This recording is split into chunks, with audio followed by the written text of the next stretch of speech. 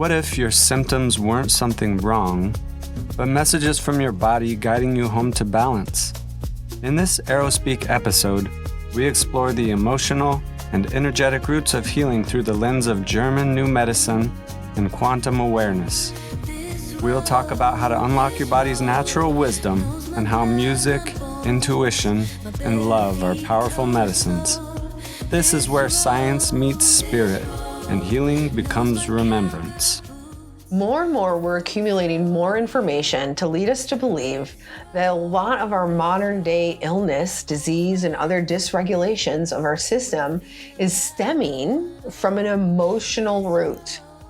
And so this past week, we had the opportunity to do this deep dive and not only anchor into this understanding or knowing, but also start to realize that a lot of these starting points have a lot to do around shock or biological conflicts talked about in New German medicine. I'm not a New German medicine specialist, but I find this to be very fascinating and extremely interesting. So we've been working with our mentor, Kate Elliott of Healing Remembered, and she has created a protocol to help us navigate these situations as we're working on a quantum level to heal and dissipate some of these symptoms that may be surfacing in our day-to-day. I was first introduced to German new medicine as one of the hundreds of healing modalities that I studied to address migraine headaches. And at the worst of my chronic migraine spell, I had 4 years of daily migraines every single day. The severity of the migraines has really tapered off in recent years, and especially lately. But German new medicine planted a really beautiful seed of possibility for me, because when I was researching in German new medicine about migraines and headaches, it was saying that headaches are not associated with something that's wrong. Instead, they're pinpointing a time when there's a rejuvenation happening, or like things are coming back into alignment and back into correction, and then manifesting as a headache. And that rung so true to me, because it was true. In the times when I was getting headaches, it was like the weekend when I'm just chilling out. All of a sudden I have a nasty headache, or like I finally get a good night's sleep and I sleep enough, I get enough sleep, and I get a headache. And I was like, that doesn't make sense, because I just took care of myself. It's counterintuitive, because I would assume, like with my muscles, when I work out in the gym, I have a direct pain related to the work I just did, and I know my body is growing that way. But there are other examples where, if I stub my toe or hammer my thumb, then there's a direct pain associated with the point of shock or injury. But in this case, there was a pain that was not indicating an injury, but actually a correction. Yeah, I really like what you're going towards there. That was the biggest gem that I found, is that unintentionally, just through our society, and I would say more so in the Americas, a symptom comes through and we will experience a symptom, and the natural thought pattern in most Americans is that there's a problem. So I think that was the biggest gem, this like beautiful understanding that our bodies aren't broken or damaged, or there's not necessarily, we're not falling apart, but yet so intelligent and so wise that we're creating a situation to self-preserve and actually heal through. And the symptom is just an opportunity for us to listen to the body. What are we saying? Is there something here? It gives us an indication that there is an issue or some sort of trapped emotion or something going on that we just need to pay attention to, give it some space, allow it to process, and that the symptoms that are generated from it are our body's system just to self-preserve. Our mentor in this case is Kate Elliott, and she planted some really beautiful seeds in my life this week. She's a quantum healer. She leads a certification course on quantum healing. She's very well respected, and I just adore her presence in my life and her work with us. She's been like our greatest ally and mentor when it comes to our own healing journeys. And Audrey here has been holding space for so many people as a energy medicine practitioner, quantum healer. And now I'm seeing that I also hold quantum healing potential in my own life. And part of that is through these songs that I carry. The gym that Kate said this week that really struck me as being so interesting as far as like holding space for people to heal is this. She said, we have to remind people that they're safe. Just that simple action of bringing a person back to the fact that they're really cared for, and this great big benevolent planet loves us and holds us, and the sun is shining for us. There's energy coming through us, charging our batteries. We have clean air, water, earth, and fire. We have access to all we need to survive and thrive in this world if we can get out of our mental blocks and physical anguish and all the messages around us telling us we're not safe. Yeah. All the lies that tell us we're not safe. The media doesn't tell us we're safe very often, does it?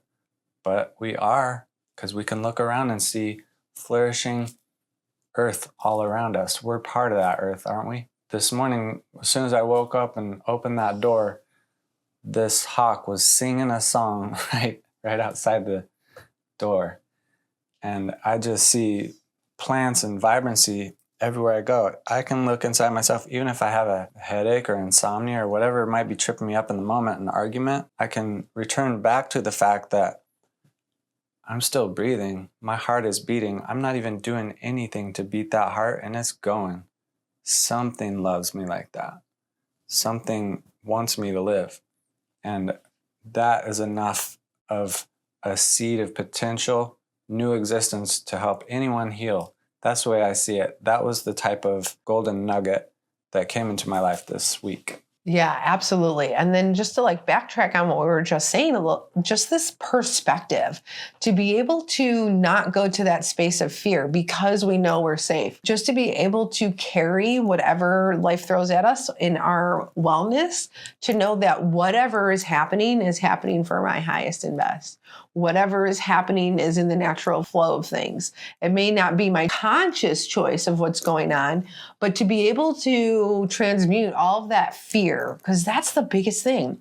I can't tell you how many times I work with my own fear, my clients, I've held space for my parents, just the fear of degenerating, the knowing of our mortality and the fear of the degeneration or the possibility of degeneration of our body runs through so many of us. I would say probably more in America because of the way our healthcare system is set up. We treat symptoms in America rather than focusing fully on preventative health. I am happy to say that a lot of our aware communities through the whole country have now really tried to stand in their power and really tried to look outside of what we would see as symptom seeking and working with that kind of medicine. But if we can wipe that level of fear off the table and not to ignore or discredit these symptoms, we still want to navigate them. We still want to see, what energies may have caused that. We still can continue to work with our medical teams in addition to our emotional quantum healing teams and work in whatever way we need to. But just to take that fear off the table that there's a problem and to know or to be able to choose to know that this is all divinely calculated for our own awareness, for us to listen, and for us to be able to process things that are causing real issues within our system. Listening is the key word. Because we're not suggesting that we stop listening to our body, because our body is speaking. Yeah. If we're not going to listen to the messages of our body, then we're doomed. We have to listen. The concern that I have is that certain tactics in addressing a symptom, like say a headache, could prevent us from actually listening to our body's messages because it might be numbing our receptors. For example, if I'm going to take Advil to address my headache, then I might be like blanketing the symptoms rather than looking at the cause and searching for an answer.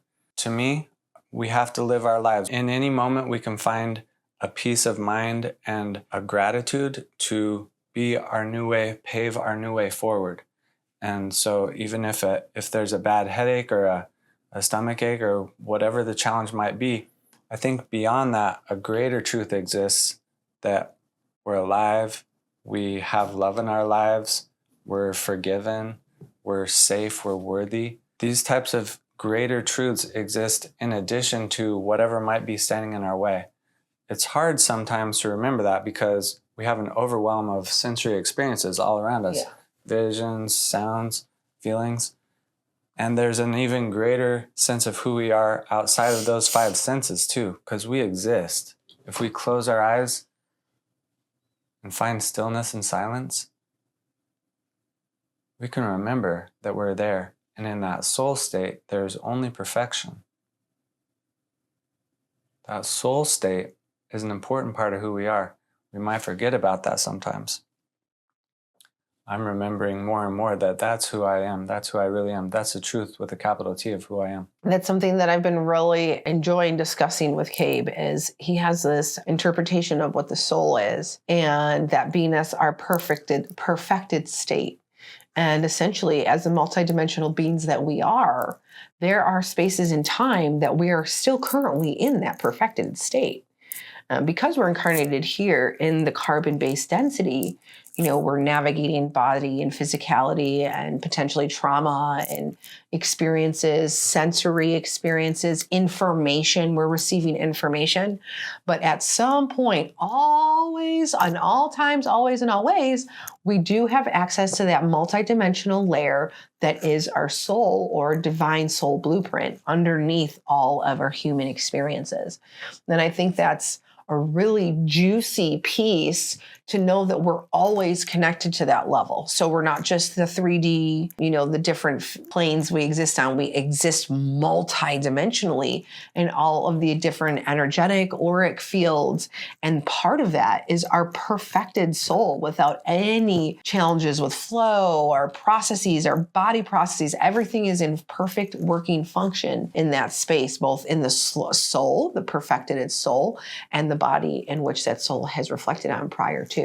So that's a lot of quantum magic in that phrase. But my point is that regardless of what we go through in any lifetime, in any reality, whatever we're experiencing, we're always connected to our perfected state that has never experienced any kind of trauma, trouble, tribulation, or anything like that. So we have access. This is access. That's what I'm talking about, is that we're able to connect and access this point of knowledge, of wisdom. It's a model. It's a model of who we are at our core, at our innermost.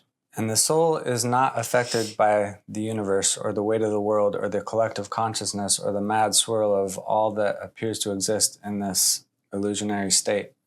So the soul, I wouldn't even say perfected because it's always been perfect. It Right. just is perfect. Period. So when we talk about healing, we're talking about earthly existence. So now we're talking about a physical body, a mental body, an emotional body. Those are earthly. And that's important that we dwell there. Let's talk about illumination.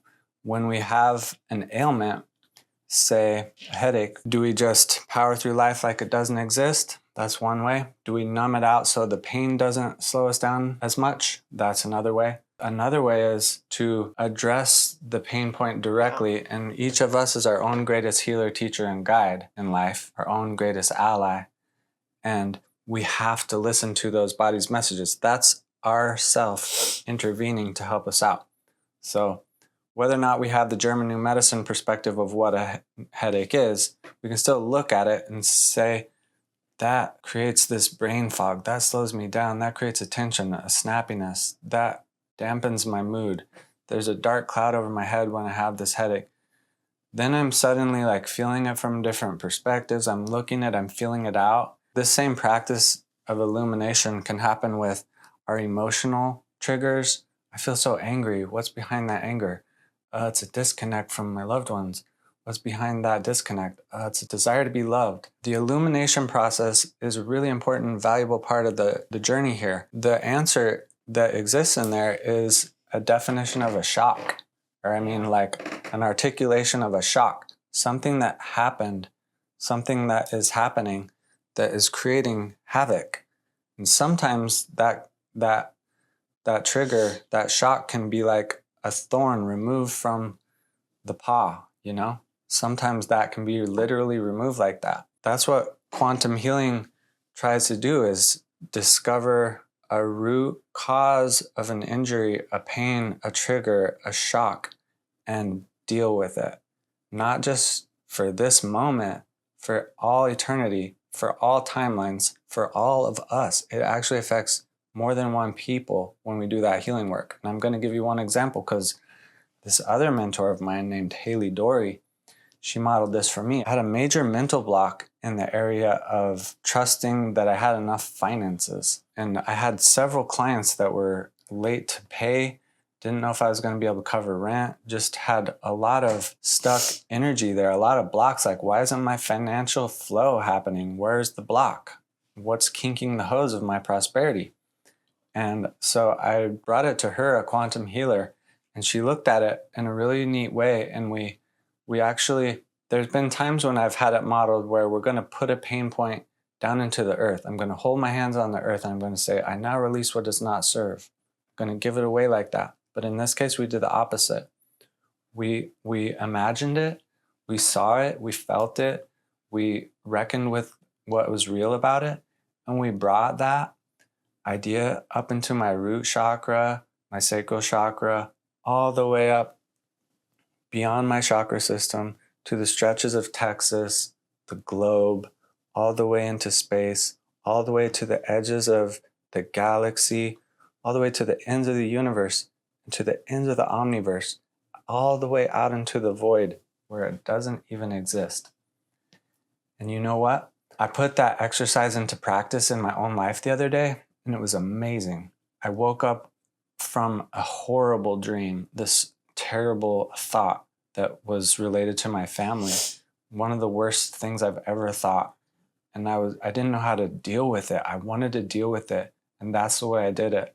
I looked at it, I felt it, I let it go all the way up beyond me where it can't hurt anyone. Yeah, send it to the omniverse.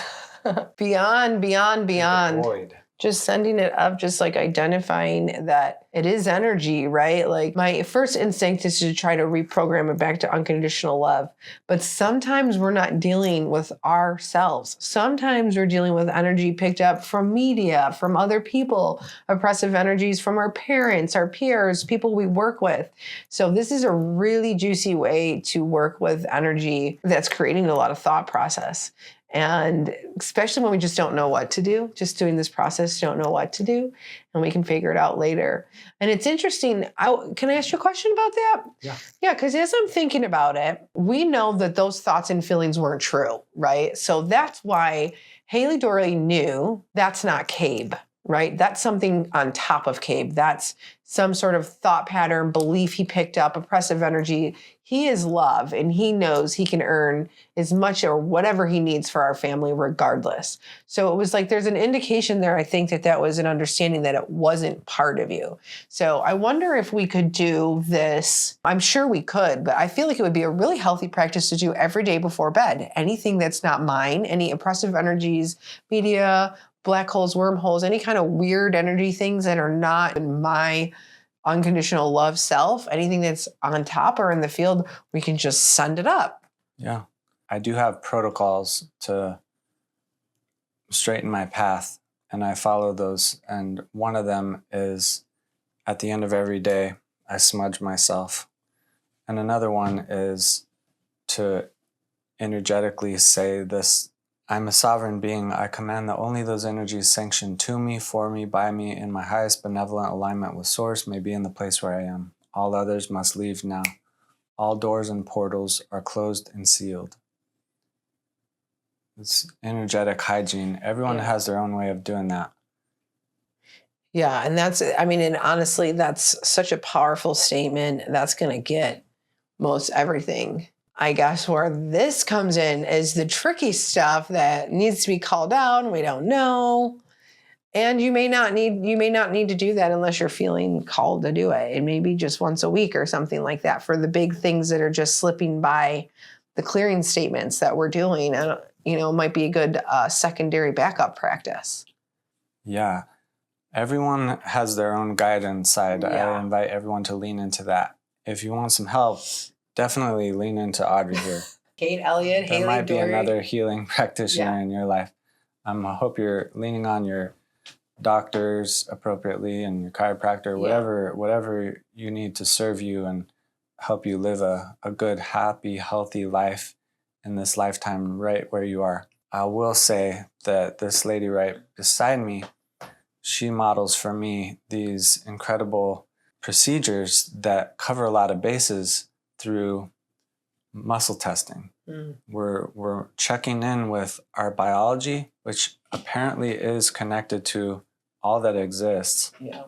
And we can tell through muscle testing if this is true or false. So she has this really fast, flowy, incredibly powerful and potent way of checking these check boxes to see what what somebody else might be dealing with. And the way she does that is by communicating with your higher self. So you're actually going to do your own healing work. Right. You're going to communicate with her. She's a psychic medium. What can be resolved? And she can help move that energy. Yeah, I mean, and there's so many good points in everything you just said. I was making a list of all. So the first thing, having a support system, absolutely huge. I just spoke to a potential new client today. She's another practitioner. And so I would love to just start continuing this conversation, bring it up here, and hopefully we can bring it up every time we spend time together. Those of us who are on this journey, I really think there's something super, super potent when we come together. This is even in the Bible. When we come together, our force becomes bigger and stronger. And like Kate said, if you're working with an intuitive who is really in alignment with your highest good and your understanding, they're going to be communicating with you. That's a really good way to start, is to find out how they're communicating. I think it's really, really important for me to connect to my highest form of consciousness so that I can connect to my clients. So what he's talking about with the muscle testing is I can ask a lot of questions to my client through the ethereal, right? So we're communicating, where do you want me to go? Giving me direction as to how to navigate the session. However, we're using the muscle testing to double check, because I'll get intuitive answers. I am just human, just like you and everybody else. And I want to make sure that my answers are coming from my highest form of consciousness, that's actually coming from my client, and make sure that my filters and my consciousness and who I am as a person isn't coming over and coming on top of the client that I'm working with. So that's why we love kinesiology. However, if you're a beginning intuitive, or you're really trying to turn on these gifts, or you're actively choosing to turn on your gifts, clairaudience, clairvoyance, claircognizance, clairsentience are some of the major ones. This piece of muscle testing will help you not only communicate, but communicate with your body too. Just like I use it for somebody else, you can start there. So I highly recommend watching our muscle testing video, which can be found at ArrowSpeak.com. And if I hadn't been currently actively working at healing myself, healing my own stuff, as I'm taking clients and as I'm working, I wouldn't have had the opportunity to make this correlation between the work I'm already doing and German new medicine. That is now something that I can continue to expose myself to, maybe even utilize a professional that's working in that direction, because now I understand that there's a major resonance in the way that I'm believing, thinking, operating, and the whole protocol has thousands of hours of use and research. And we could probably find all sorts of case studies around all sorts of situations that could really help us help ourselves and others. Friendly reminder that you are your own greatest healer. Yeah. I see that I am a sacred medicine cultivator, not only for myself, but it ripples out and touches everyone. One of the ways I do that is by carrying these songs. And the reason why I know that they hold power to heal is because that's how I'm healed. I started, harmonizing with a group of people and singing songs together and playing the maraca to a beat, and pretty soon I'm in harmony with the world, and I'm feeling like in unity, and like life's not so bad and things are okay, and I'm tapped in, and I'm surrounded by people who love me, and I love them too. And then I started carrying songs of my own, and they were lighting me up on all the different levels, helping me to be peaceful, helping me to connect with powers, connect with birds, connect with things that light me up. And now I'm feeling lit up. And that's how I walk in the world. I walk in beauty because I beautified myself like that. I got beautified by the Holy Spirit singing through me. And I sing these songs to the kids at night, and that's part of our energetic hygiene with the kids, because whatever they're watching on the media or their games or whatever, they're having a restful, peaceful serenade right before they go to sleep. And Kate brings a really great point. Like when we're connected to the media, this is our life. Cabe's a filmmaker. We have a lot of value for the arts in film and media.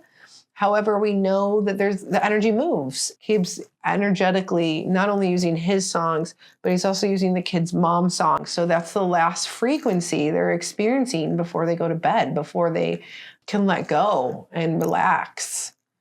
They feel safe. It goes back to Cabe's original statement, like we are safe, knowing we're safe. He's doing his job to energetically, physically, multidimensionally hold space for the family to come into a place of safety, leisure, relaxation before they drift off into the dreamland. With this idea of feeling and remembering we're safe, I just want to hold a frequency, hold this vibe, hold this song, real short and sweet, for us to remember.